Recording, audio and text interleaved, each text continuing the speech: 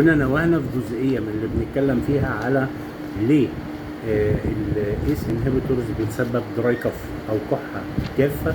في الحقيقة انه لو جينا هنا نشوف ان الانزيم اللي موجود في الجسم اللي هو الايس، هذا الايس اللي بيحول الانجيوتنسين 1 للانجيوتنسين 2 اللي هو بيتسبب في تقلص الاوعية الدموية او بيرفع الضغط. هذا الايس بيقوم بتكسير براديكاينين من سبستانس A، وهم وسائط التهابيه يعتقد ان هي تسبب السعال الجاف.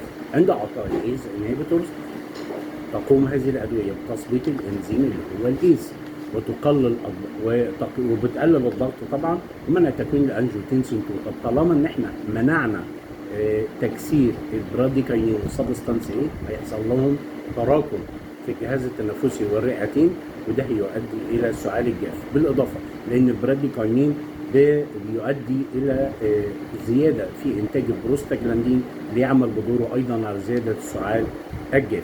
افضل اجراء لعلاج السعال الجاف المرتبط بهذه المجموعه هو التوقف عن اخذ المجموعه كلها، او ناخد فرد اخر من نفس المجموعه قد يكون له تاثير اقل في موضوع الدراي كف.